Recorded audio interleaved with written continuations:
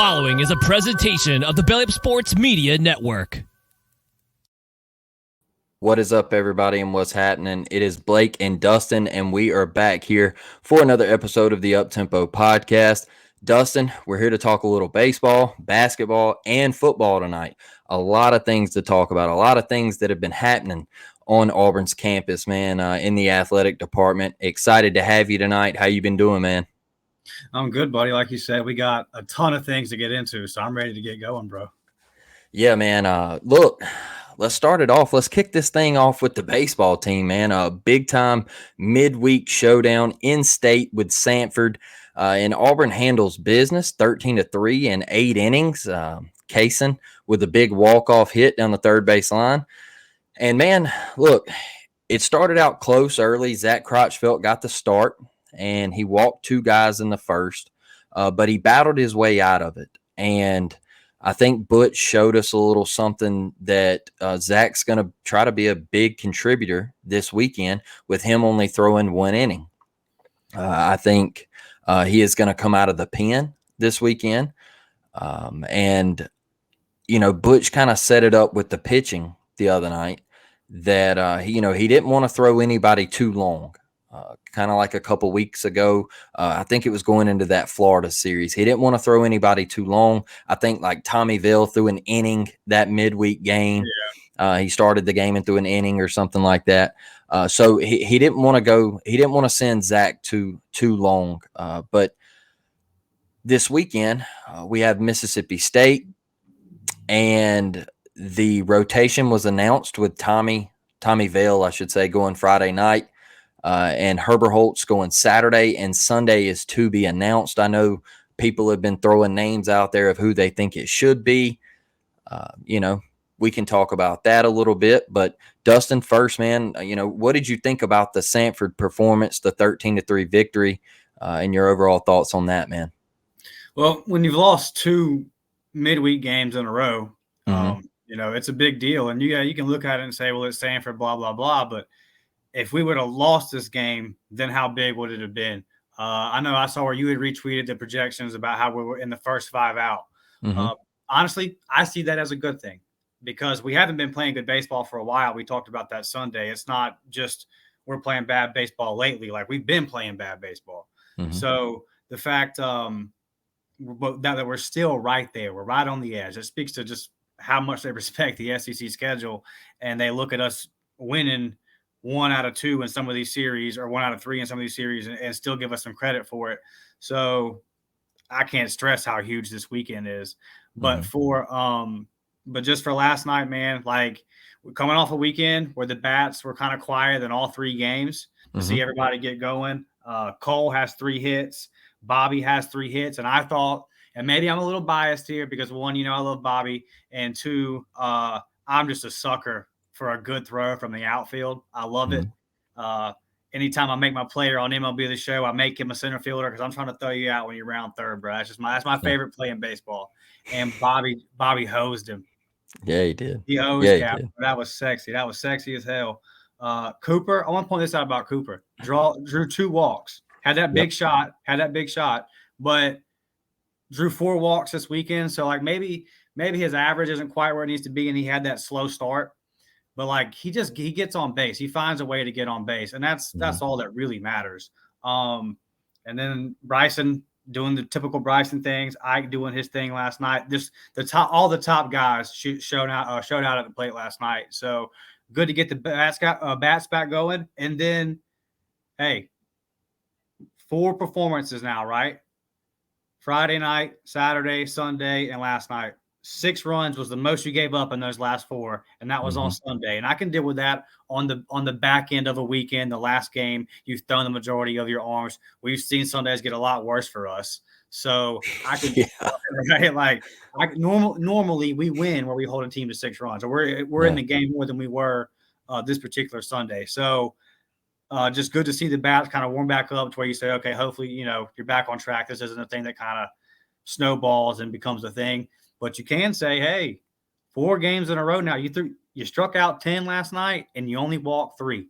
That's That's a good start, man. You pitched well overall as a staff this weekend. So that's four games in a row now. Put it together this weekend, man. Hold on. You telling me Auburn only walked 3 batters? All night.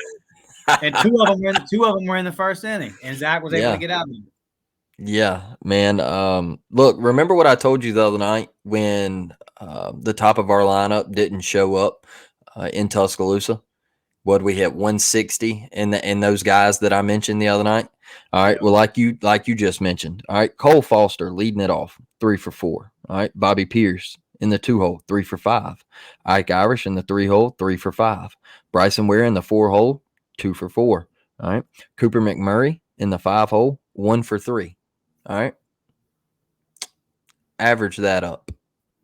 I think it comes out to something like 12 for 21. All right. Yeah, that'll get it done. That's 571 or something like that, somewhere around in there. 560 something, 570. I don't know. Somewhere around in there, though. And it gets it done. That's what it's going to take this weekend. That was my bright spot from the midweek. All right. Sure. Case and Howe. I think Case and Howe is playing phenomenal baseball right now. Mm-hmm. I think he is. I think he's given us some of the best baseball of his Auburn career right now. I really do. I think he's playing exceptionally well. Caden Green, I can't say enough good things about him. He has come on. You know, the little infield flies have not given him too much trouble lately. He's really anchored down there at second. And hey, look, yeah, man, he's made some nice plays. The little ball up the middle in Tuscaloosa last weekend, he went and gloved it and gave the pitch to Cole, and Cole dropped it on the transfer, but it got ruled and out and everything. That was a nice play. And, you know, you got a second baseman and he's hitting 260, 270. Man, you can't ask for much more, right? You know, your 2B 9-hole guy hitting 260, 270. I mean, that's what you want to see, and you better love to see that, right? So, you know, I think Auburn did a great job with Samford setting the pitching up for this weekend. You know, I look at you, Dustin, and like I mentioned with Tommy going Friday night and Herbert Holtz going Saturday, I think Herbert Holtz has looked impressive his last couple outings. He pitched phenomenal in Tuscaloosa. Really, really hated to see him lose that game in Tuscaloosa because he pitched his ass off. Mm-hmm. But, you know, looking at this Sunday slot, TBA, to be announced, man, who do you think gets the ball Sunday? I want it to be Zach. I said the same thing. I just still believe in his potential. I think he's thrown good lately. Look, I'm not crazy about the 2 walks and the 1 inning, but he got out of it unscathed, and I thought he looked great this weekend. And it's just at some point it's just let the young cats roll, because it is what it is. That's what we have. You keep having to go TBA. Mm-hmm. On one of these weekend games every weekend, because you just don't know. So my argument is go with a guy like Zach that has the potential and just deal with the ups and downs, man. Like, if you got to pull him, you got to pull him. But like, just let him have a start in the rotation the rest of the year. At the very least, he's getting experience. And I know that we're fighting for our lives and all that kind of stuff.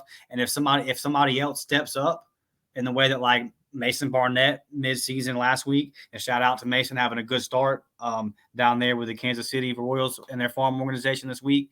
If a situation like that arises, right, then okay, then yeah. But for now, my argument is just let Zach go. Yeah, I'm right there with you. I thought the same thing. I think Crotchfeld deserves the ball, man. Look, he's battle tested. He was out there at Arkansas. He got the start there. You know, we made an error out the gate. Things didn't go his way. He's battle tested, man. Give him the ball. Give him the ball Sunday. All right. And I think Drew Nelson, I think he pitched really well off the pen the other night. I think that could be a guy that we turn to in the pen this weekend. But I do not want to see him start that game 3. You know, I don't think he's meant for that role just yet in his Auburn career, because every time he has towed the rubber in the starting role, man, besides North Alabama, he has gotten shelled. So, you know, I like Zach. I think he's the guy Sunday. I do believe that. I know a lot of people were wanting Will Cannon, man. But look, you're gonna have to use Will out the pen late in the innings with Tanner this weekend. Tanner Bauman. All right, if this is your first time listening to the show or following Auburn baseball, you're gonna have to rely on these two guys and John Armstrong out the pen this weekend to win you a series. There's no way none of them three guys can start a game. All right. You're going to have to rely on these three guys to win you a series. You need to take 2 out of 3 this weekend. You have to. Your life is on the line. I know we said last week was a must-win week, and it was at the time. But now, Dustin, you have a little something to look at with D1 baseball releasing their projected field. All right. And look, a lot of people might say, hey, I don't pay attention to D1 or whatever. I don't go by their projections or whatever, but I can tell you they're pretty damn accurate, right? So you look at that and we're first 5 out, right? So Mississippi State was first 5 in, Dustin. So that tells me the winner of this series, if you're Auburn and you're at home, you take 2 out of 3, your RPI is going to bump up. Okay. Indiana just beat Louisville the other day. All right. Wax them in a midweek game. You took 2 out of 3 from them. Okay. You're going to probably flip spots with Mississippi State. You're going to become a first 5 in. All right. And then, you go up to South Carolina, you take a game there. You go, you come back home and play LSU. If you can take a game there, they showed the other night. They're beatable. They got beat last night, yeah, they're beatable. So who's to say you can't take a game there? But their pitching is super questionable behind Paul Skeens right now. There's some question marks, especially in their bullpen and everything. So, who's to say you can't run a game there? Mississippi State beat South Carolina, I think like 13-3 one game. So who's to say you can't run a game there? Ole Miss, you need to go to Ole Miss and absolutely beat the piss out of them. And then same thing when you come home with Missouri, you get 3 with Missouri at your house in Plainsman. You need to beat their ass. Okay. Yeah. And I think if you win the Mississippi State series, you win the Ole Miss series handily, and you take the Missouri series and you can win a game against South Carolina or LSU somewhere in there, and you can get to like 13-17 in the SEC, and then you go to Hoover and you put on a nice little performance in Hoover. I don't want to see none of this one and done like last year.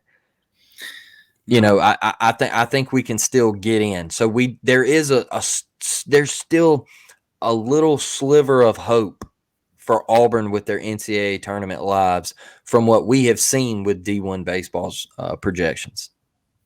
Yeah, absolutely. It's just a big series.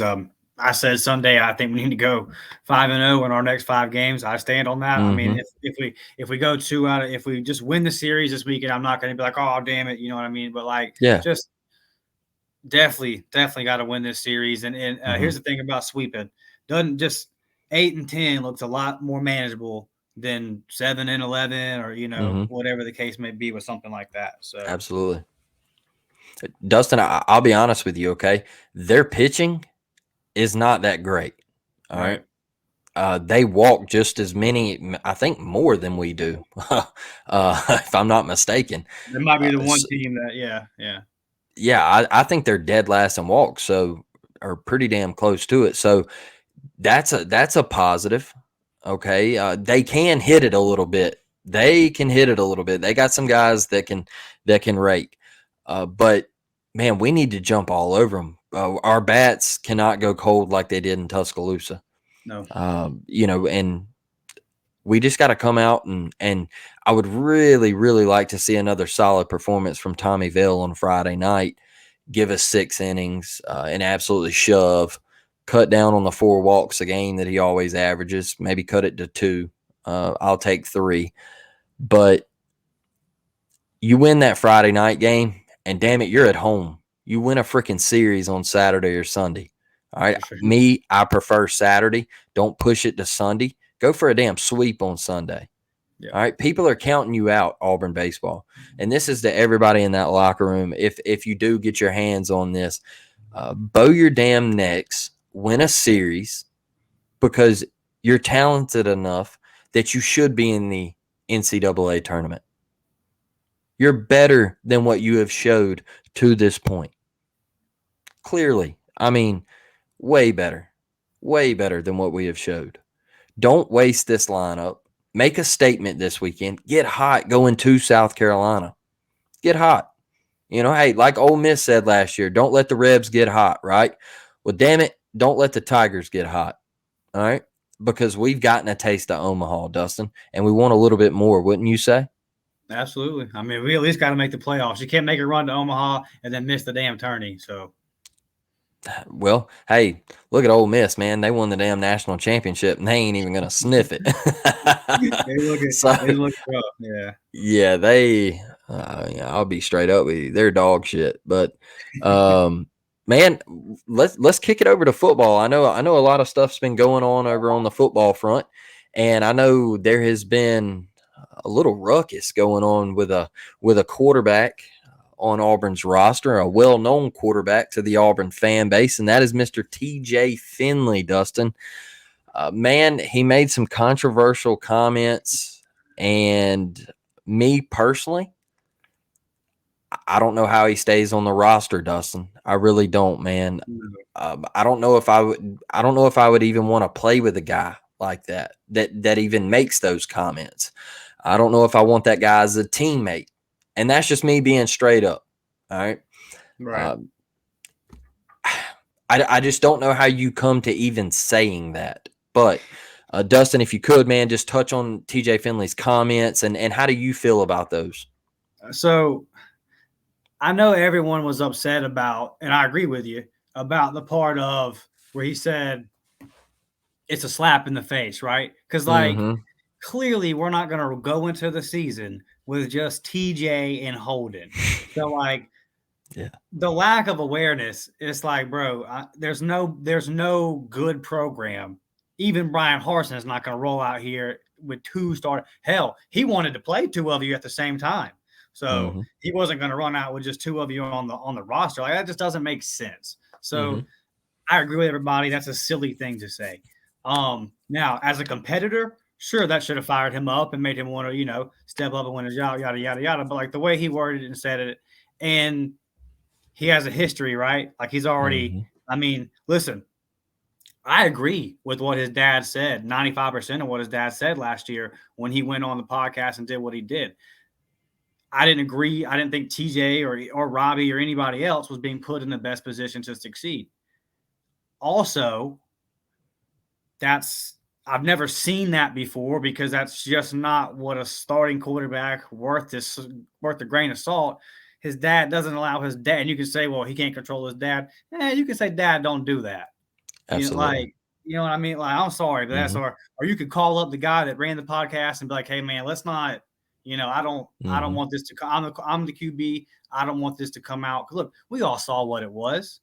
Like I said, yes, the play calls were bad. The system was terrible. Yes. But you don't do that. What does that accomplish? Dustin, real quick, not trying to cut you off, man, but did you ever see Patrick Nix going on Locked On Auburn? No. No. And this isn't, it's not a shot at Zach. It's just, that's the biggest show, right? Like that's the biggest show. Or like if you were to go on War Report and do that, like it would be like, yo, dude, this is these are the biggest shows. You know that this is where the audience is. That's why you pick that show. So it's just like, don't go. Not a shot at Locked On Auburn or Zach or whatever. He was doing his job. All right. He got a guest. All right. And that's his job. All right. Generated content, generated conversation. He's putting out his content and he's giving you a behind the scenes look. Okay. From a parent. But what it is you're a parent. Okay. And I don't care if people are on the internet talking. Okay. I don't care.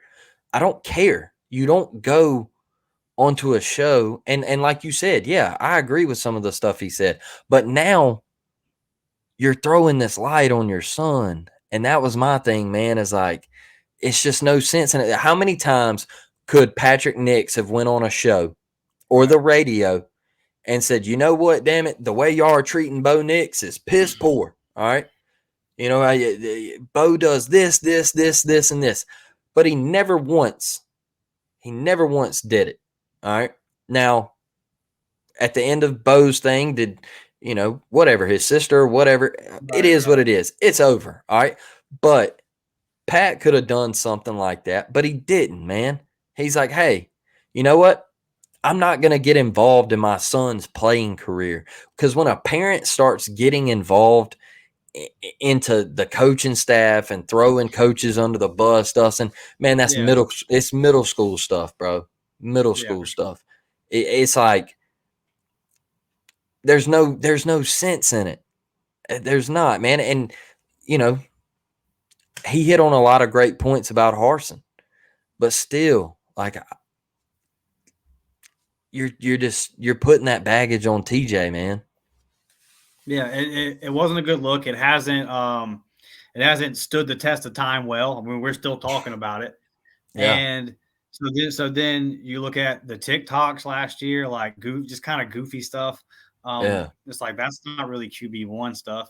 And then my biggest problem with his most recent comments was not the slap in the face and all that.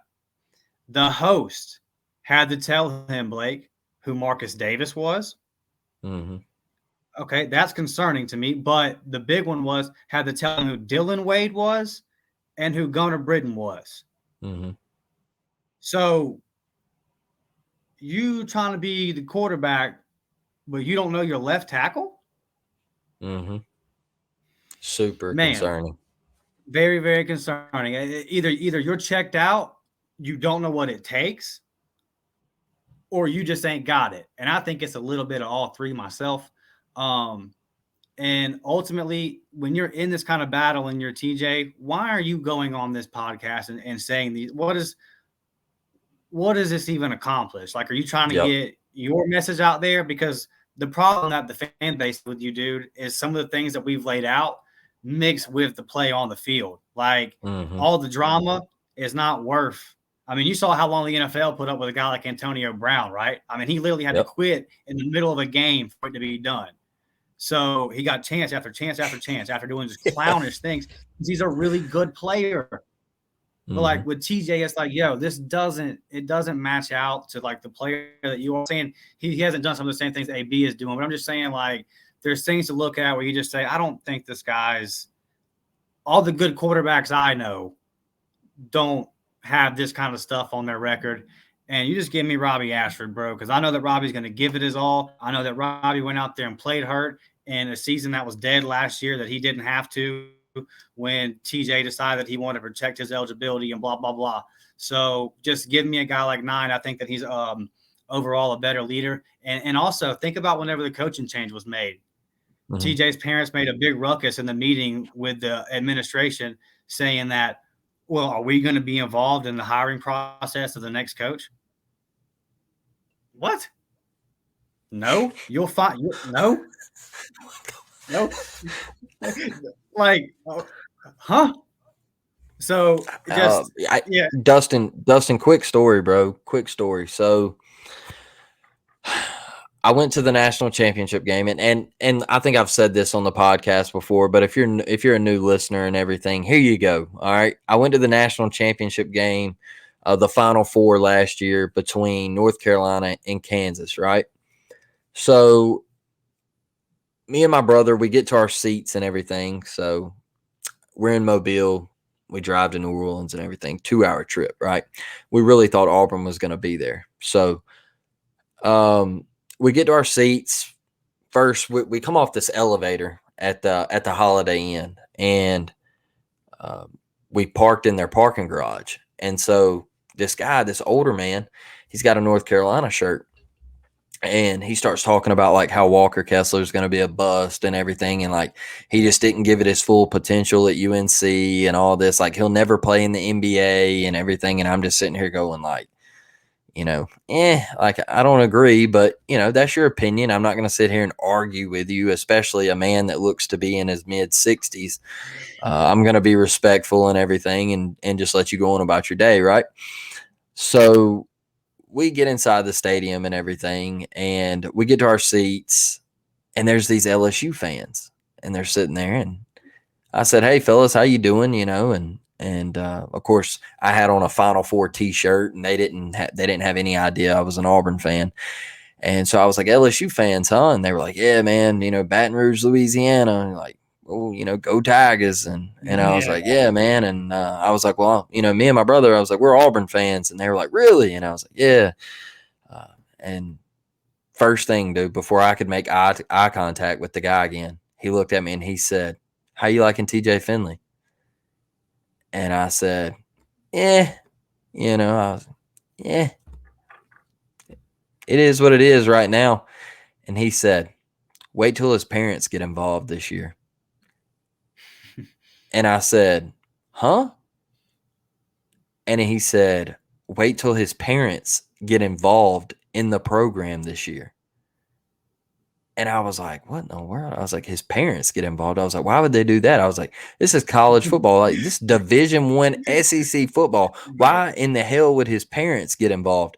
And he said, "Like I told you, just wait."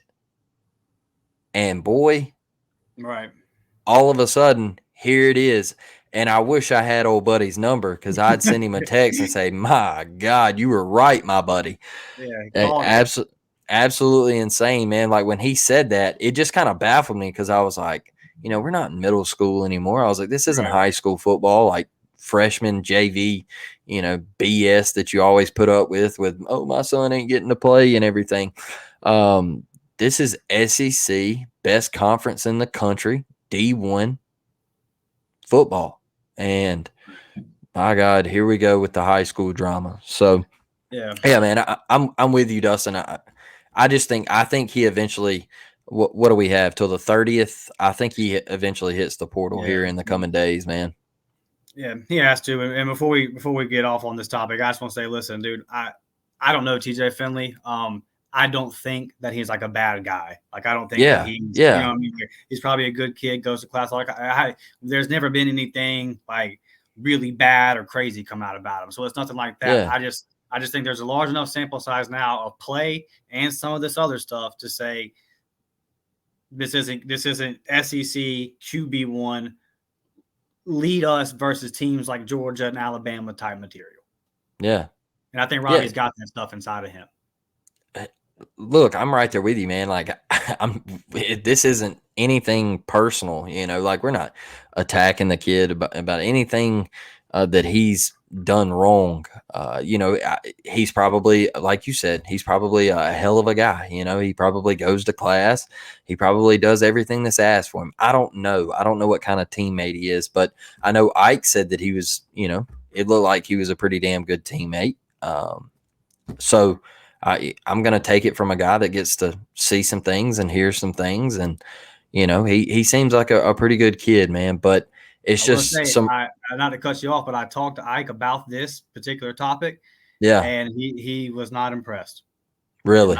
He did not like TJ not knowing Dylan Wade and Gunnar Britton. He agreed with me on that. So. Oh yeah, that's huge. That's red flag material right there, bro. Like that is. I mean, hey, listen, we're through spring. Do you think that's going to be a problem with a guy like Walker White? No, bro. That Walker White is active on Twitter every day, recruiting his ass off. Right. I mean, saying, "Hey, look, you, all right, right there, you." Yeah. In the mentions, "Hey, I want you at Auburn. Nobody else but you." I mean, yeah, that's super concerning. I missed that part, honestly. I didn't see that. I didn't see that jet. But yeah, and he didn't know Jeremiah Cobb either. And I tweeted about this. I said, "Hey, look, I'll let that part slide because it's a guy that you haven't played with yet." Yeah. But like, still, again, I think that when Walker White's our QB1, I think he'll know the top running back in the state of Alabama that's coming in, because I think that he would have been super involved in the process of getting him in the first place. And that's what I talk about when I talk about QB1 SEC intangible material. Yeah, for sure, bro. Like you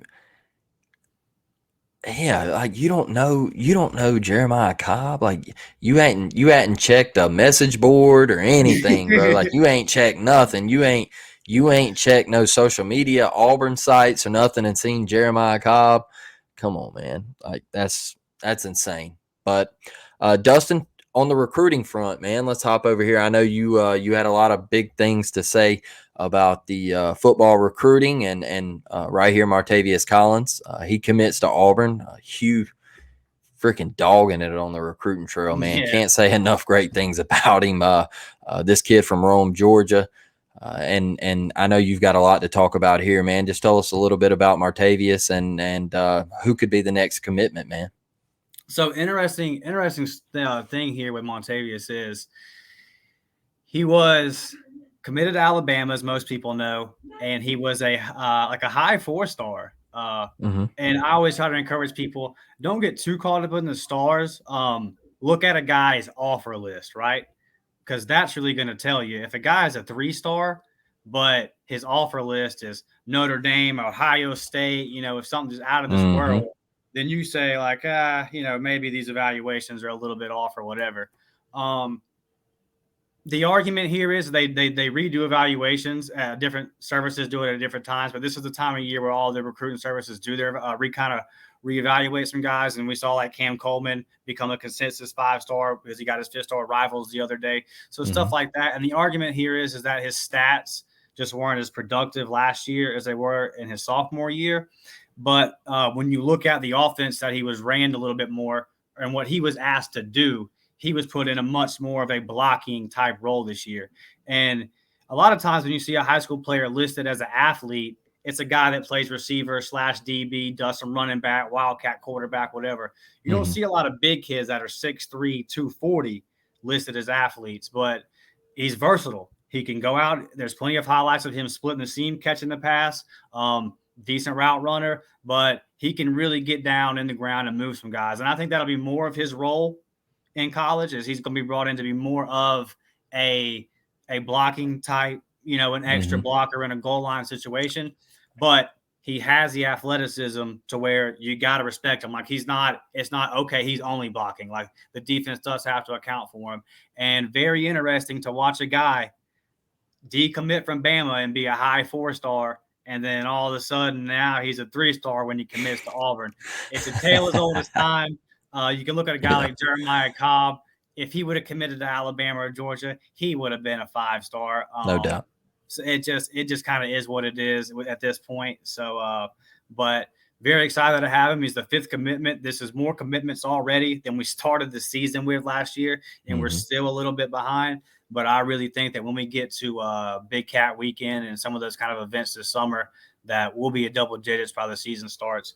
As far as the next commit, I would say, man, there was a lot of noise going around last couple weekends about Bryce Kane right there out of Mobile, goes to the same school that LeBaron Filan goes to at Baker. 3-star right now because he's only been playing football for a couple years. I mean, he's a baseball kid. But and he's also looking at some baseball stuff, and I'm all about getting guys that can help the Auburn Tigers in more than one sport. And our guys work together, all our coaches work together well. We do a good job of that as a school of helping each other out across the sport. So I think that Hugh and Butch, if that needs to be something they'll work out, they definitely will. But a 3-star right now, because he's only been playing for a little bit. He's a burner. He's a burner. But he can burn. Burner. He's just go watch his huddle. I've seen him. I've seen him play live. All right. Burner. You hear me?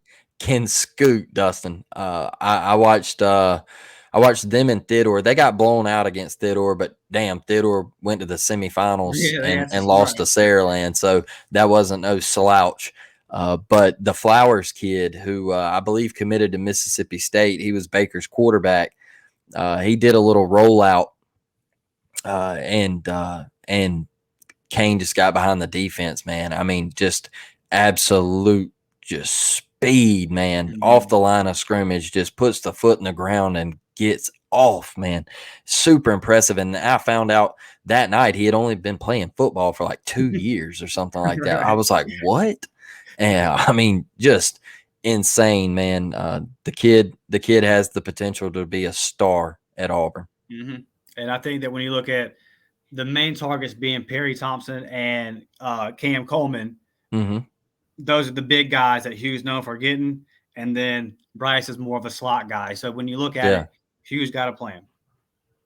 Yeah, man. Are you a little worried that it's only at 5 right now, the commitment list?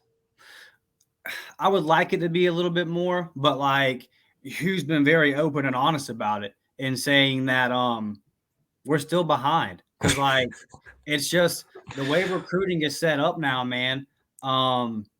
It's just different. Like these guys are committing in their junior years. We're behind because we had dog shit. All right. And this let's be honest. We had dog shit. A shout out to the guys at Auburn Undercover. They have a podcast called The Horror Story, Recruiting Horror Stories from the Brian Harsin era. It's about 30 minutes long. Just go watch that. Okay. We got ground to make up. And ultimately, you got to put it on the field. You look at a guy like Shane Beamer right now, right? They're recruiting like it ain't nobody's business. Oh, and by the way, they're an Under Armour school. Now, I'm pro us moving to Nike, but it don't seem to be a problem. We'll get to it in a minute. I was going to ask you about that. But it don't seem to be a problem for them. Yeah. But what they did was Shane Beamer's a good recruiter in the same way that Hugh Freeze is a good recruiter. But like he came in, they won 7 games his first year, which was an improvement from the year before. Then next year they win 8 games, and each year they signed a little bit better recruiting class.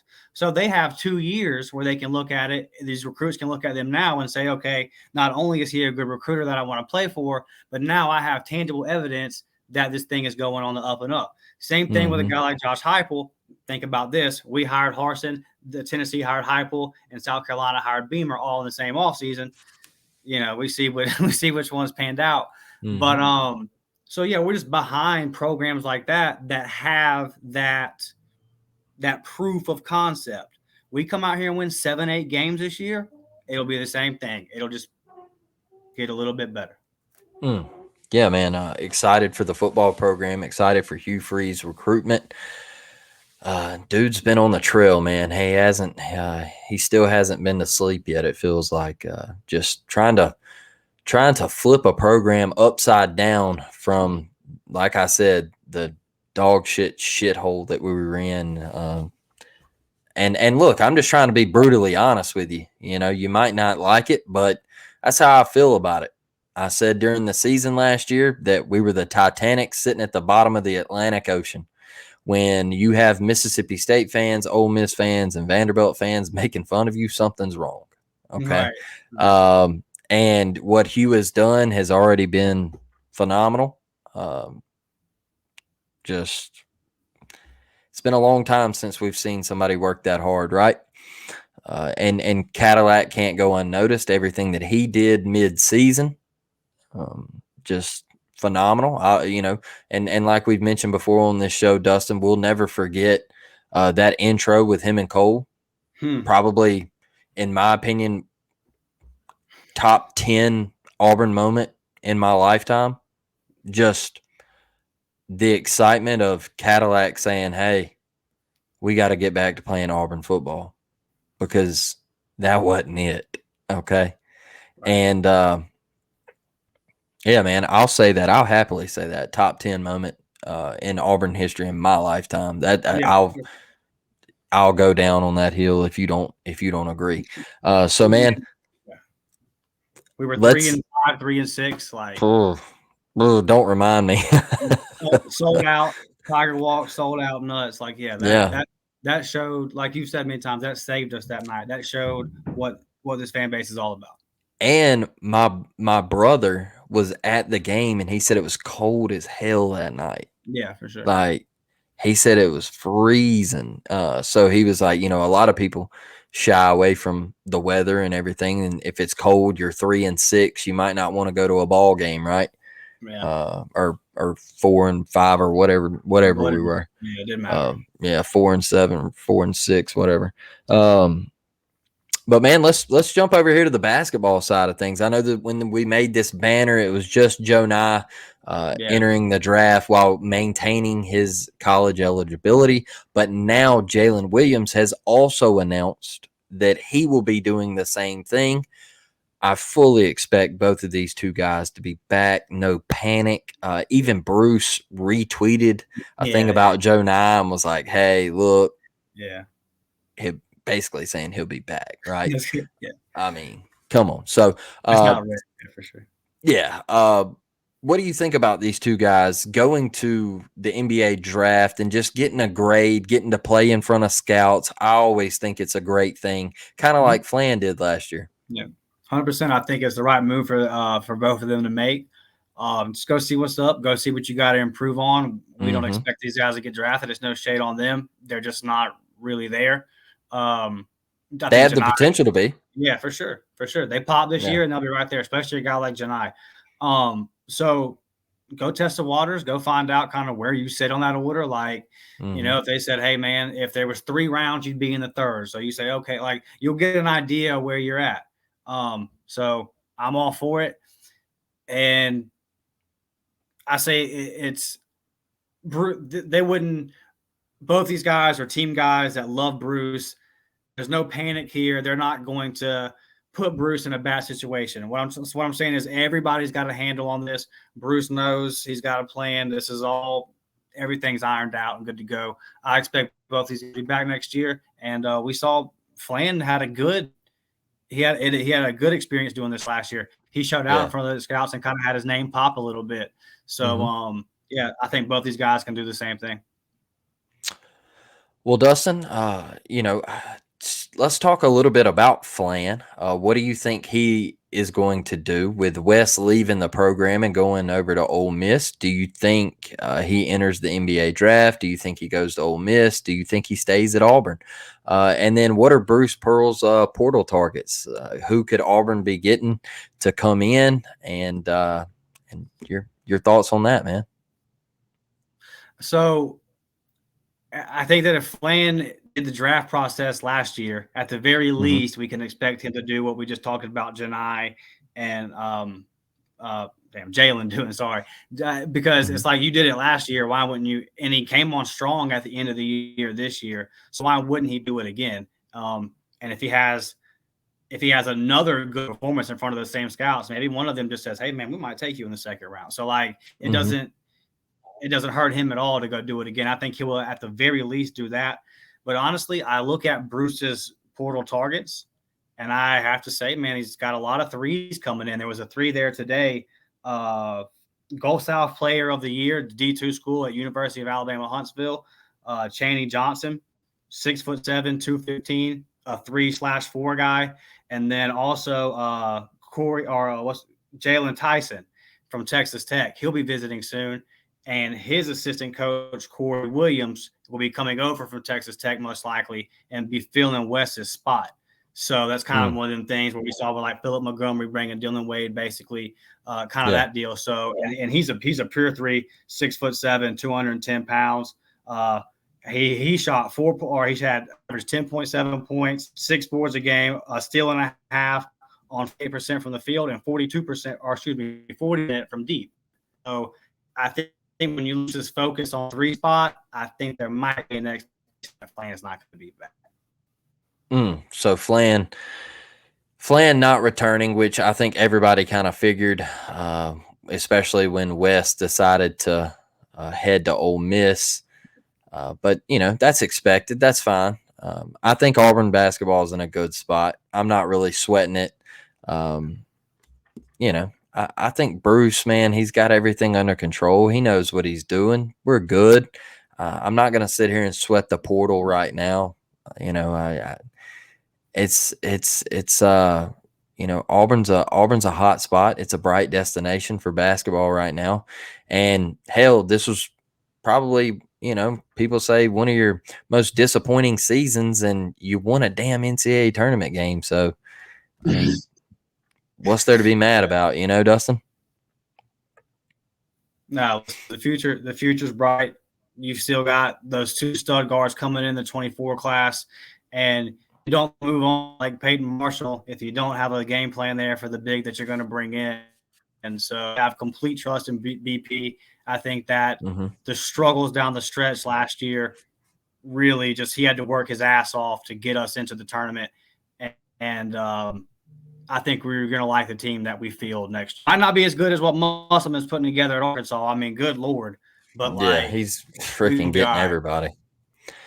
Yeah, Musselman, it feels like Arkansas is getting everybody and anybody they damn want for real. But I mean, can they get to the Final Four? So, they talk a lot of stuff every year, but it feels like the Elite Eight is about all they can do. So, Dustin, man, look, it's been a hell of an episode. I've had fun on this one. It's been good to talk about baseball with a big weekend, man. A lot of excitement coming up, and man, I'll leave you with the floor. Your final thoughts and final words. I just appreciate everybody for watching, man. We see the numbers steadily going up. We love you guys. Just share the word, get us out there, man. Let everybody know that we exist, and we're just going to keep doing this. We want to kind of get in the midweek because there's going to be more portal news. There's going to be more guys in football portal that hit. Obviously, we've still got several spots to fill in the basketball. Y'all know we're going to hit this baseball hard. So we're going to keep kind of coming in here on like Wednesday, Thursday, and hitting y'all with kind of everything. And, we're going to do the baseball thing as well. So, and if you got any ideas for something you want us to talk about, or like you got like a podcast idea, or you got somebody out there that you want to see us link up with, man, just y'all got us on Twitter. Y'all see my handle right there. Blake's at the Uptempo Podcast. So just hit us up, man. Like we're out here grinding. Love that, Dustin, man. Hey, thoroughly enjoyed it. Love talking Auburn sports with you. Love talking Auburn sports with you guys, every one of you. Absolutely enjoy it, man. This has been so much fun just getting to do this podcast, and we thank you for the subscribers, the listeners, the followers, the people that interact on Twitter and Facebook and whatever form of social media that you're on.